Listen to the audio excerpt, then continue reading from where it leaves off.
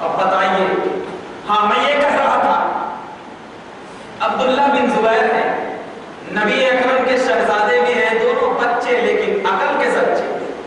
عبداللہ بن زبیر تھوڑے پھرتیلے تھے، یہ عبداللہ بن عمر تھوڑے پھرتیلے تھے، اور ان کو درخت پر چڑھنا بھی آتا تھا کیونکہ وہ عمر کے بیٹے تھے۔ سبحان اللہ۔ ان عمر جنہوں نے اپنے کاندھے پر چاول کا تھیلا امیر المومنین ہو کر راتوں میں جھانکتے تھے کہ ان گھر میں چولہا نہیں جلا۔ امیر المومنین آج کا پی ایم نہیں ہے، اس وقت کا امیر المومنین ہے۔ کیوں؟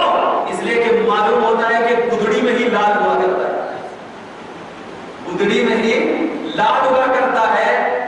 یہ جبہ اور کبہ اور صدری پہن کر کے لالو گوہر اپنانے کا نام علمیت نہیں ہے، بائکوں پہ گھومنے کا نام علمیت نہیں ہے۔ علمیت تو اس کو کہتے ہیں کہ اسٹیج پہ بیٹھ کر کے لوگوں کو اپنے علم کے ذریعے انسان بنانے کا نام علمیت ہے۔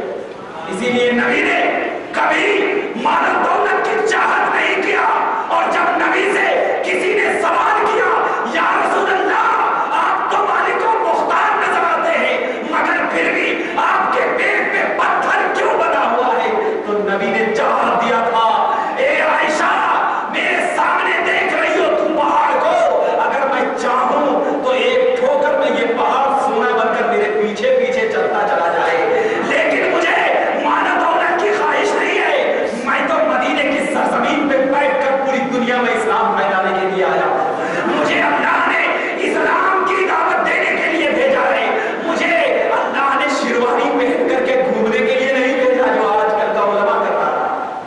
میں یہ نہیں کہتا علماء کی تنقید نہیں ہے، میں بتانا چاہتا ہوں ان لوگوں کو جن کے رگوں میں ذرا سا بھی انانیت آ گئی، وہ شخص سب سے بڑا ظالم ہے اور میرا تو سب سے بڑا دشمن ہے۔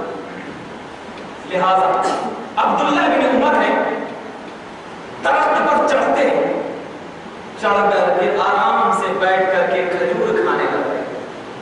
کیسا کھجور؟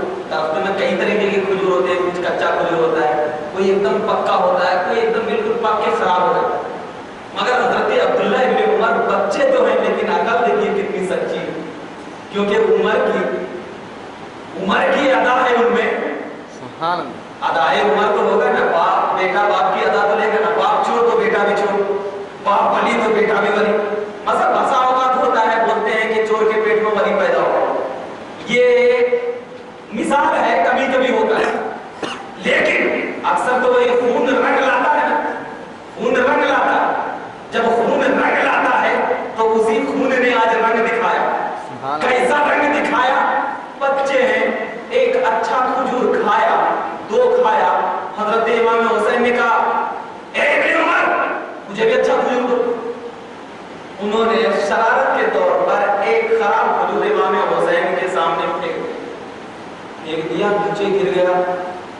کہا میں شہزادہ رسول ہوں، گری ہوئی چیز کو اٹھاتا نہیں۔ بچے ہیں، بچے کہا ہے میرے نانا کے غلام کے بیٹے تم مجھے خراب کھجور دیتا ہے۔ جیسے ہی کہا میرے نانا کے غلام کے بیٹے، عقل تو چھوٹی تھی، لگ گئی، اترے زمین پر روتے ہوئے حضرت عمر کے پاس گئے، کہا ابو جان آج حسین نے مجھے کہا ہے کہ تو میرے نانا کے غلام کا بیٹا ہے، تو میرے نانا کے غلام کا بیٹا ہے۔ حضرت عمر نے کہا حسین نے ایسا کہا؟ کہا ابو جان، روتے روتے سسکتے کہا تو میرے نانا کے غلام کا بیٹا ہے۔ کہا ایسا کہا؟ نانا کے غلام کا بیٹا کہا؟ چل۔ مگر پوری تیاری کے ساتھ تھے حضرت عمر، ایسے ہی نہیں، پوری تیاری کے ساتھ کہا چل۔ جیسے ہی کہا چل، ابن عمر کا دل اچھلنے لگا کہ آج میرے والد تو حسین کی خبر ضرور لیں گے کیونکہ امیر المومنین گیا۔ کر کے ادب سے کھڑے ہوئے، چھوٹے ادب سے کھڑے، کہا اے شہزادے رسول، کیا آپ نے میرے بیٹے کو یہ کہا ہے کہ تو میرے نانا کے غلام کا بیٹا ہے؟ کہا کہہ دیا تو کہہ دیا، کہہ دیا تو کہہ دیا۔ اہل بیت میں زبان سے پھرتا نہیں، زبان سے نہیں پھرتا ہوں، شیر خدا کا خون دوڑ رہا ہے رگوں میں، محمد عربی کی پہچان لے کر جی رہا ہوں مدینے میں۔ کہہ دیا تو کہہ دیا، کہا ٹھیک جیسے ہی آپ نے کہا، ذرا یہ پیپر ہے لکھ دیجئے۔ کہا ٹھیک ہے، جب بولنے میں مجھے کچھ نہیں تو لکھنے میں کیا؟ جیسے ہی لکھا، عمر نے آسمان کی طرف نگاہ دوڑائی، دائیں دیکھا، بائیں دیکھا، سامنے اور پیچھے مڑ کر دیکھا، اور امام حسین کے ہاتھوں کو چوم لیا۔ جیسے ہی چوما، ابن عمر کی آنکھ بلند ہو گئی، بڑی ہو گئی کہ آج میرے والد کیا کر رہے ہیں؟ میں تو سمجھا تھا کہ حسین کو ڈانٹیں گے، مگر میرے والد کا تیور تو حسین کے سامنے بدل گیا۔ آخر وجوہات کیا ہے؟ پیپر کو اتنے حفاظت سے رکھا جتنی حفاظت سے عورت بھی اپنے زیورات کو نہیں رکھتی۔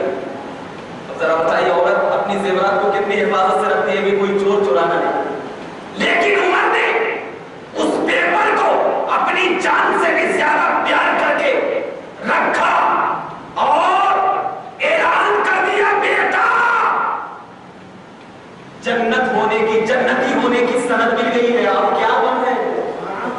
اب غم کرنے کی کیا ضرورت ہے؟ تو اب ان کے بیٹے نے کہا، ابو جان کیسے؟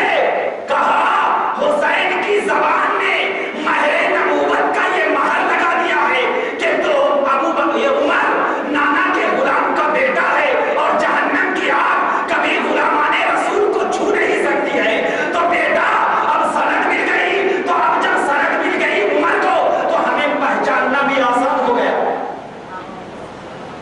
ہمیں پہچاننا آسان ہو گیا کہ اگر